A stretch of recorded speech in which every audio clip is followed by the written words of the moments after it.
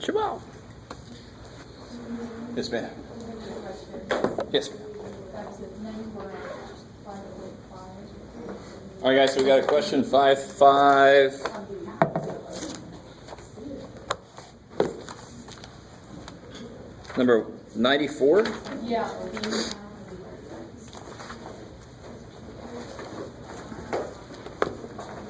Oh, okay. All right. Blah, blah, blah. Oh, all right. So one thing is, what's the formula for distance, rate, and time? What's the formula that relates distance, rate, and time? Distance on time to be speed. Do it again. Yes, D equals RT. Dirt. So that'll help you, believe it or not. This is related to 94 in section 5.5, part B. Any other questions from homework? Yes? I'm not going to even concept really a division of the polynomial. 5.6. Oh, yeah. Join our club. All right. All right, I'll do one more example of that.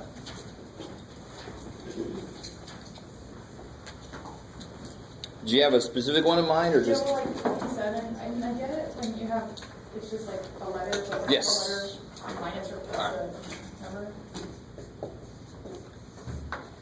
I'm not sure this is really the same problem, but we'll just do this one.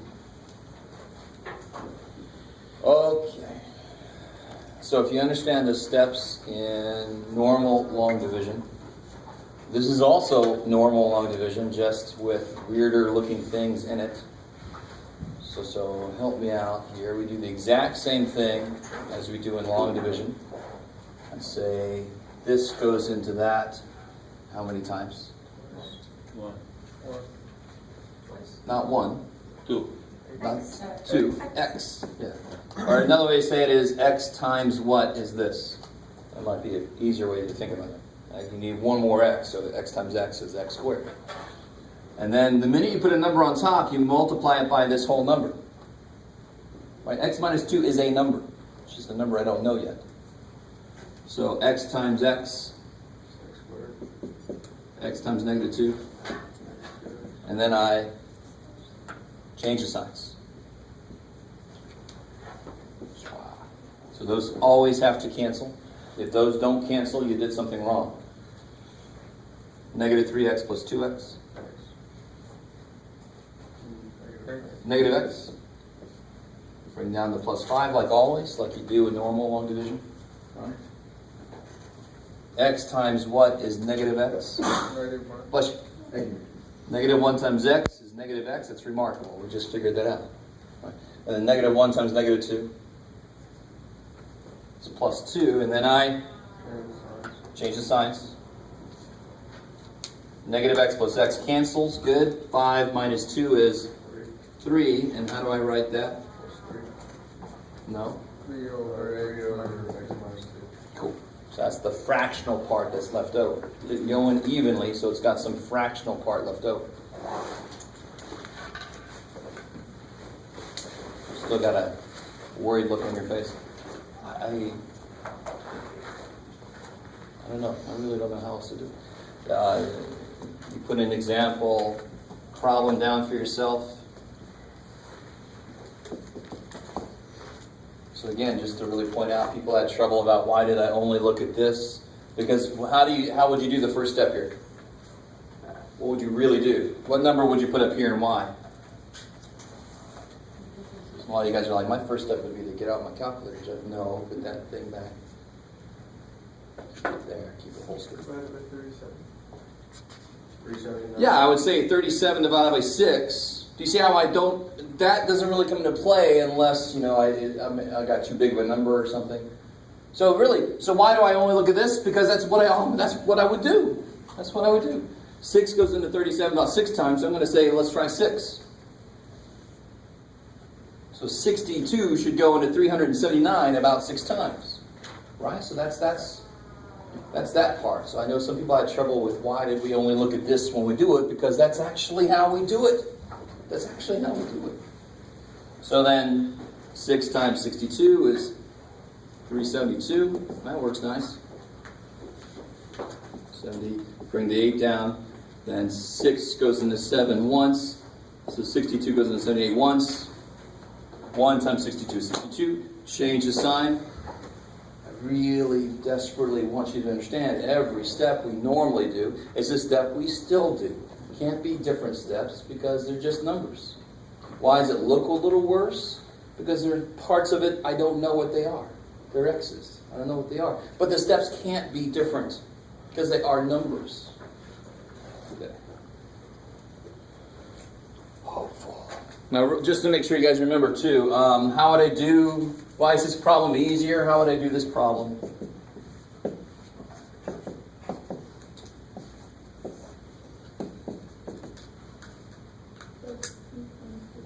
Yeah, I can write it as that's being divided by 12x. You get divided by 12x. You get divided by 12x. And then I can reduce, reduce, reduce. So when the bottom is one term, you go, oh, thank God. And you split them up and reduce each piece. When the bottom is more than one term, you go, oh, shit. And you write it out, long division format, and you tack it. Now, we're getting even better now. Now, watch. Let me see if you guys can put this together. Incorporating the newest stuff we just learned. Oh, maybe one of you. Go ahead. What's a new way I can try to do this? You can do it, Jeff.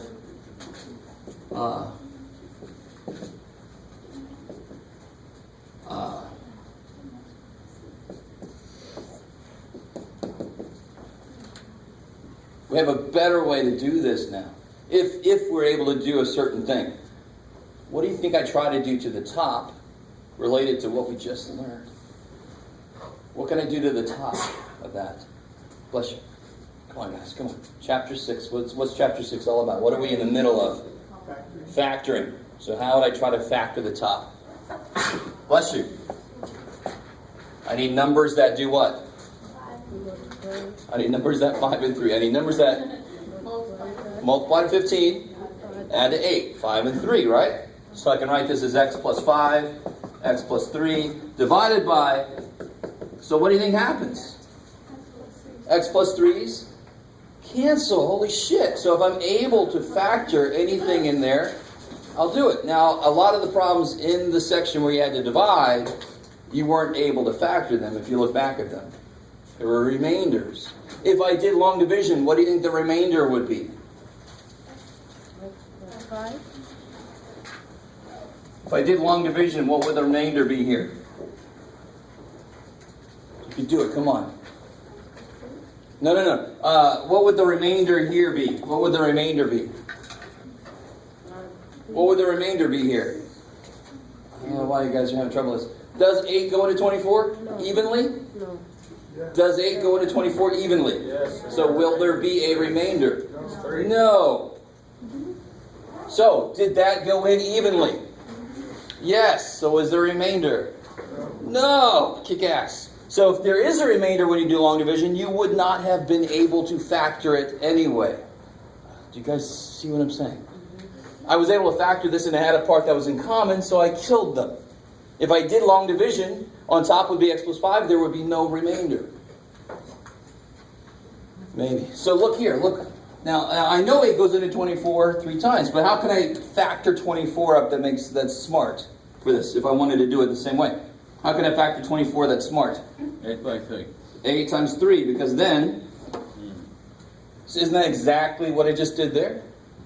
But that one I don't have to actually do this step because it's just numbers and we know numbers better. This one I actually have to show myself that step because they're variables and we're not born understanding variables. Right? It's a total human invention. Little babies don't know shit about X and Y. Get away from me.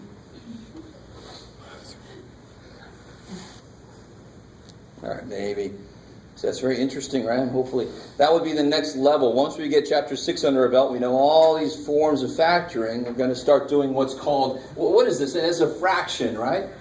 So it's a ratio of two things. This is called a rational expression. That would be the next level. This is where we start applying factoring. We see, why the hell do we have to do factoring? Well, it makes that easier. Right? If it works, it makes that easier. All right. Cool. Any other questions from homework? Yeah. Did you do 60 on 6.2? Let's find out.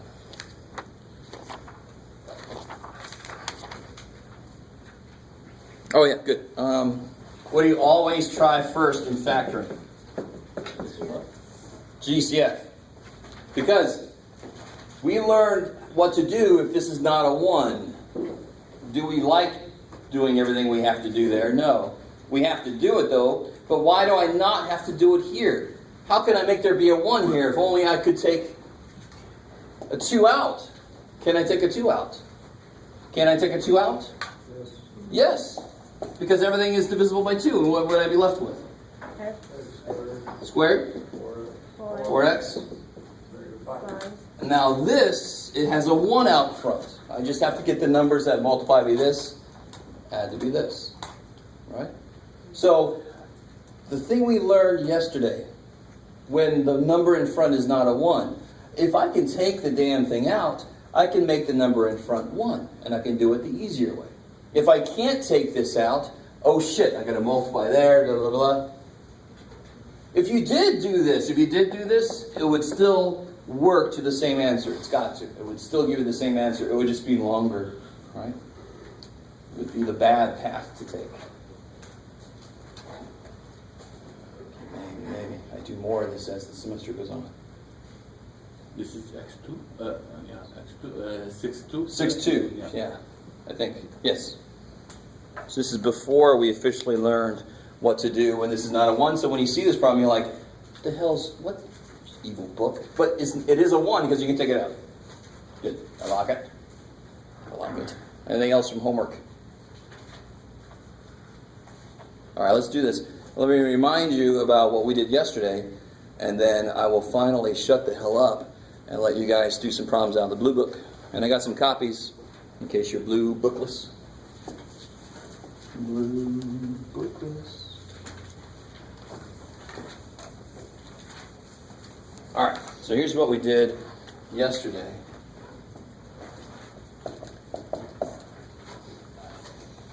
Oh, let's see.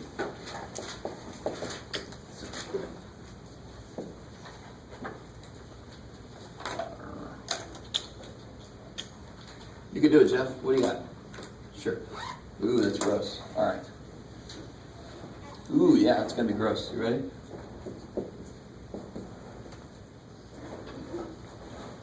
That'll work, all right. Gross. I like it. So help me out. What's the first thing you should look for based on very recent events? Yeah, is there a GCF? Is there a GCF? No. They don't all three have something. These two are like, yay, this guy's like, screw you. So I can't take a 5 out, I can't take a 2 out, I can't take a 10 out, oh shit. So I'm stuck with it. So what do I have to do? What's my first step? Multiply. Good. You have to take this into account. Because it's going to mess up with everything, so I'm going to take it into account in the first place so I can get the right numbers. So I don't look for factors of this. I look for factors of this times this.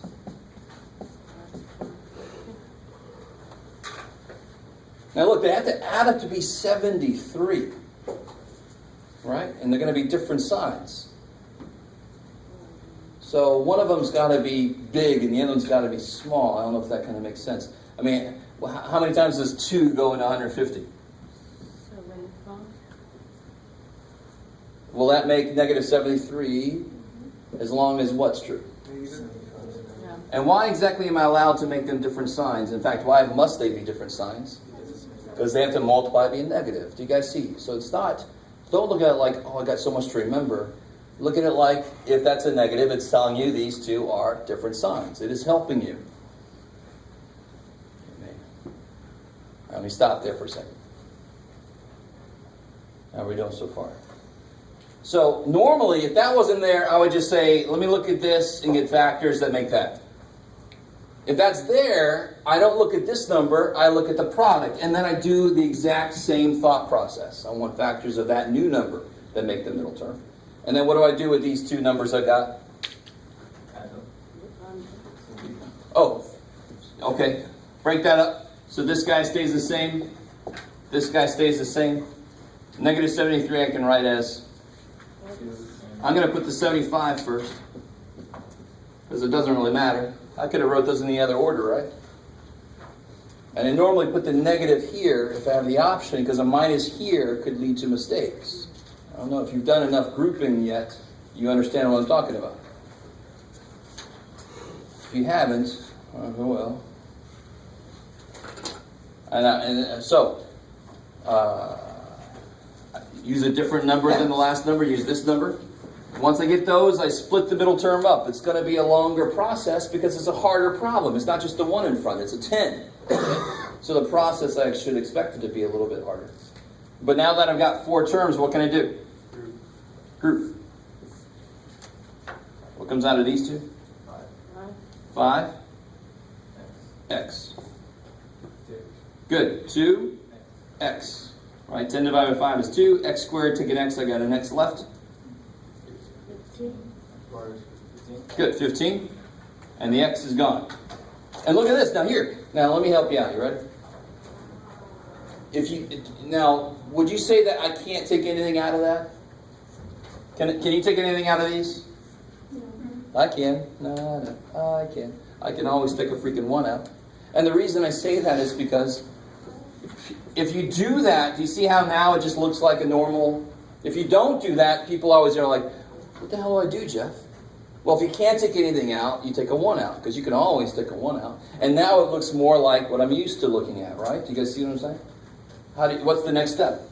5x plus 1. Yeah, 5x plus 1. 2x minus 2. So if you put that there, it really just falls right into the form you're used to.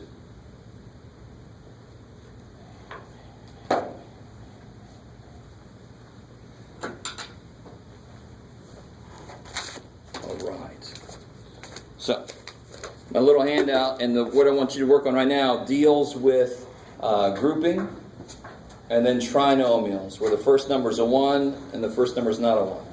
So this is going to be page... What, Jeff? I don't know, man. Starting on page 110. Let me write it up here first, and then I'll give out the... holy crap, I got markers like crazy. So it's going to be page 110, number 1 and 2.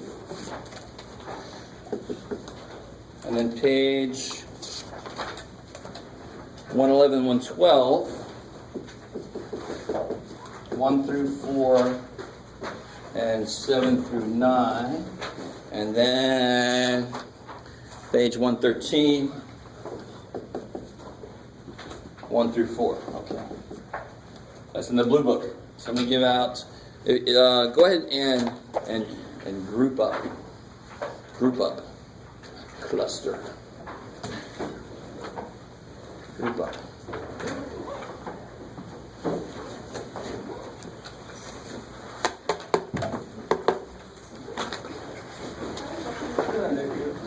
What? Oh, give me a second. Let me pass this out, get things started.